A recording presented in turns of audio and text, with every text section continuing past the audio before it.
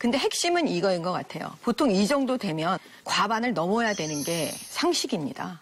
근데 지금 1등의 문재인 대통령이 과반을 넘지 못하고 더군다나 40%를 그냥 조금 간신히 넘긴 상태이기 때문에 국민들의 외침은, 목소리는 정말 겸손해라 라는 그런 외침이 아닐까. 저는 이렇게 봅니다. 예, 호남 총리 내정이었습니다. 이낙연 총리 지명자. 문재인 정부의 첫 인사시험대가 될 것 같은데 어떻게 평가하십니까? 이번에는 정미경 의원님께 먼저 좀 여쭤볼까요? 저는 왜 국무총리 되시는 분들이 최근에 이 군면제 받은 분들이 참 많을까. 그 군면제랑 관계 있는 것들이 많아요. 예. 그래서 제가 살펴보니까 지금 이 이낙연 총리 내정자를 보면 그 아들이 장남이 또 군면제를 받았어요. 예. 그러면 국민들 입장에서는 이렇게 생각하실 것 같아요. 황교안 총리는 본인이 그러셨고 수단이 좋으면 저렇게 군 면제를 잘 받는구나. 그리고 수단이 저렇게 좋으니까 총리가 될 수 있는 거구나. 라고 생각하시지 않을까. 저는 그게 되게 마음에 걸렸어요. 이제 역시 권력 구조상 권력을 어떻게 운영하는가에 따라서는 2인자 얘기까지도 듣는 자리가 비서실장 자리였습니다. 임종석 전 의원이 비서실장이 됐습니다. 자, 이 부분을 놓고는 젊어진 청와대다라는 얘기가 있는가 하면 또 한 측면에서는 과거 전력과 관련해서 좀 우려를 표명하는 그런 모습도 있는데 어느 분이 먼저 좀 말씀을 해주실까요? 예, 정 의원님.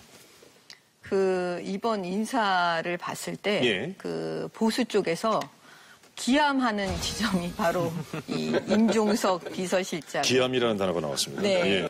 가장 정말 이해가 좀 안 되는 부분이요. 문재인 대통령에 대해서 후보 시절에 가장 문제를 삼았던 지점은 다 알고 계실 거예요. 안보관에 대한 굉장히 불안한 거를 계속 지적을 받으셨잖아요. 그런데 지금 임종석 이분이 어떤 분이었냐면 주사파입니다. 그런데 이제 그런 분이 비서실장 자리에 앉아 있는 거예요. 근데 임수경 씨의 평양 방북을 보낸 분이 바로 또 이 전대협 의장이었던 임종석 씨잖아요. 근데 거기서 임수경 씨가 뭐라 그러냐면 미국 놈들을 몰아내자 막 그런 얘기를 해요. 그 다음에 45년간 미국이 대한민국 국민의 생존권을 위협했고 우리 조국 통일을 방해한 자라고 막 얘기를 해요. 그러면 임종석 씨는 전향을 했나요? 이건 제가 곧 대변할 입장은 아니지만은 이미 이제 활동을 했던 것들이 그렇지 않냐 싶고, 요스카 피셔라고 녹색당 출신의 과거에 이제 독일의 외무부 장관이 있었어요. 예. 그때 이제 정록 연정이라고 해서 사회당하고 녹색당이 연정을 했을 텐데, 사회당도 진보 정당인데 독일에서는 녹색당이 훨씬 더 진보 정당이었었죠.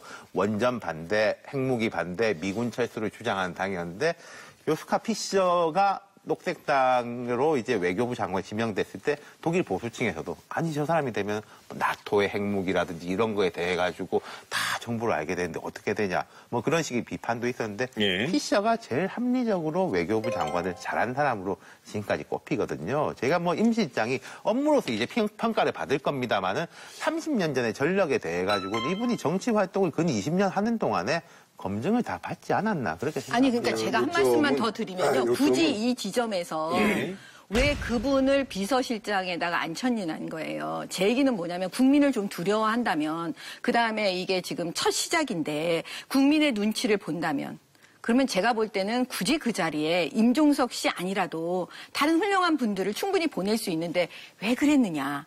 그거를 지금 말씀드리는 거죠. 예. 정 의원님 어떻게 보세요? 저는 노무현 정부, 노무현 대통령 때의 검찰 개혁이 지금 떠올라요. 비슷한 것 같아요. 왜냐하면 보통 이제 검찰 개혁을 많이 얘기하는데 사실 검찰 개혁은요, 검찰 인사에 정권이 손을 대지 않아야 사실은 개혁이에요. 다 문제는 뭐냐면 계속 인사에 개입하고 라인을 만들고. 조국 수석이 이제 일성이 인사 개입하지 않겠다 이야기했습니다만. 아니 근데 그거는 늘 공연불이 되죠. 예를 한번 들어볼게요. 처음에 이제 노무현 대통령 당선되시고 검찰 개혁을 말씀하셨죠. 그래서 검사와의 대화를 했습니다. 다 기억나시겠지만. 그 다음에 뭐냐면 강금실 전직 장관, 법무부 장관을 기억하시겠죠. 그래서 이제 두 분이 앉아있는 가운데 이제 검사들을 옆으로 이제 배치하고 이제 대화를 하는 그런 장면들을 우리 국민들께서 아마 거의 보셨을 거라고 저는 생각해요. 예. 그러면 그 당시 그럼 검찰 개혁이 성공했습니까? 이 질문에 검찰 개혁 성공했다 이렇게 말씀하실 수 있겠습니까? 검찰 개혁이 성공 못했어요. 그러니까 계속 화두는 검찰 개혁 지금까지 검찰 개혁을 얘기하고 있는 거예요. 예. 그러면 왜 성공을 못했을까요? 검찰 개혁을 한다는 모든 정부는 두 가지 방식 중에 하나를 선택합니다. 하나는 뭐냐면 검찰 내부에 있었던 사람, 조직원이었던 자를 그 수석에다가 앉히고 아니면 장관에 앉혀서 그 조직을 장악하려고 해요. 두 번째 방식은 완전히 외부 인사를 그 장관이나 수석 자리에 앉혀가지고 또 길들이기를 해요. 예. 그렇기 때문에 제가 볼 때는 두 가지 방식이 다 틀렸다. 강금실 전직 장관께서 장관으로 계실 때 초도순 씨를 나오십니다. 예. 그때 제가 이제 현직 검사로 있을 때였는데 그때 제가 정말 놀랬던 게 아마 젊은 검사들이 다 놀랬을 거예요. 뭐냐면은 우리는 개혁을 계속 얘기하고 듣고 있었는 상황에서 보통 신고를 해요, 장관한테 검사들이. 그럼 어떻게 신고를 하냐면 줄을 쫙 서가지고 검사 정미경 이렇게 하고 인사하고 나가는 거예요. 관등 성명을 대는 거군요. 네, 이럴 근데 때면. 그거를 검사 정미경 보통 신고를 이렇게 합니다. 예. 그런데 그거를 이제 하려고 하는 그 직전에 그렇게 하면 안 된대요. 바꾸래요. 근데 바꾼 게 뭐였냐면 정미경 검사예요. 뭐 이렇게 얘기하는 거예요.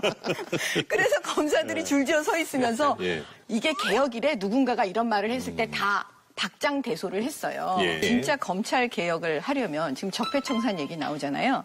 그거는 검찰총장의 임기를 보장해줘야 돼요. 그러면 김순환 검찰총장은 지금 남아있잖아요. 자녀 임기가. 근데 지금 사표를 냈어요. 그리고 수리를 했습니다. 왜 그랬을까요? 그건 예의였어요. 지금까지. 관행이었고 예의였습니다. 새로운 정부에게 자유롭게 다시 총장을 임명할 예. 수 있도록 해주는. 바로 이 지점 때문에 늘 검찰은 그 정치권에 목을 매다는 거예요. 칼은 있는데 늘 눈치를 보면서 이때는 써야 되고 이때는 안 써야 되고 그걸 누가 이렇게 조정을 하느냐. 그건 대부분 지금까지 청와대였고 여당이었어요. 입장만 또 바뀌면 또 똑같이 그것 또 하고 있는 거예요. 이래서 제가 볼 때는 그 조국 수석이 나와서 많은 그 모든 얘기를 검찰 조직원이든 저는 국민들이 볼 때는 예. 또 이거는 그냥 말로만 말잔치로만 끝나고 결국은 또 실패할 거다. 이렇게 생각할 가능성이 높아 보입니다. 그러지 않기를. 아니, 제가 말씀드리는 건 그러지 않기를 기대하면서 얘기하는 그거는 거예요. 우리가 여야가 다 제도개혁 쪽으로 가야 될 것 같아요. 제가 한 말씀만 드리면 의원님 그 노무현 대통령의 검찰 개혁에 대한 순수한 의도는 저는 맞다고 생각해요. 근데 문제는 그 순수한 의도가 그 현장에서는 완전히 바뀌어버렸어요. 왜 그랬냐면 지혜롭지가 못했다는 생각이 들어요. 뭐냐? 검찰 조직은 상당하게 자긍심을 가지고 그 아래에서는 모든 검사들이 일을 하고 있어요. 상층하고 하층이 완전히 틀립니다. 근데 보세요. 강금실 장관을 법무부 장관으로 임명했을 때 검찰 한 사람 정치와 전혀 관련이 없이 현장에서 묵묵히 일하고 있는 검사들의 자긍심을 딱 해쳐버렸어요. 그 순간 검찰 개혁은 그러면 실패입니다. 왜냐하면 지금 법원과 검찰은 서로 견제하고 경쟁하는 조직이에요. 근데 법원 출신의 판사를 이쪽에 검찰 조직에 수장으로 딱 놓는다는 의미는 뭐냐면 모욕감을 딱 주는 거예요. 저는 그때 이미 노무현 대통령이 얼마나 많은 순수한 의도를 가졌을지라도 이 개혁은 실패다라고 생각을 했었습니다. 그렇다면 이제 1년밖에 남지 않은 거군요. 저는 바른정당과 이 한국당이 이렇게 통합을 한다는 건 굉장히 어려워 보여요, 현실적으로. 그랬을 때 우리가 전략적 제휴를 생각해 볼 수가 있어요. 그건 바른정당과 국민의당이 사실은 좀 비슷해요. 예. 안보 부분에 대해서 이제 바른정당이 확실하게 그걸 잡고 있으면 제가 볼 때는 경제 부분은 서로 이해할 수 있는 지점이 있거든요. 예. 그러면 전략적으로 바른정당과 국민의당이 제휴를 해서 내년 지방선거를 치르게 된다면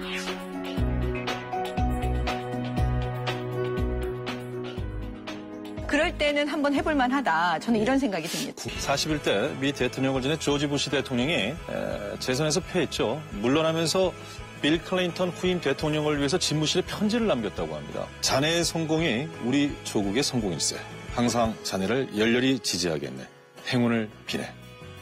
시사토크 이슈를 말한다. 저는 다음 주에 뵙겠습니다. 여러분 고맙습니다.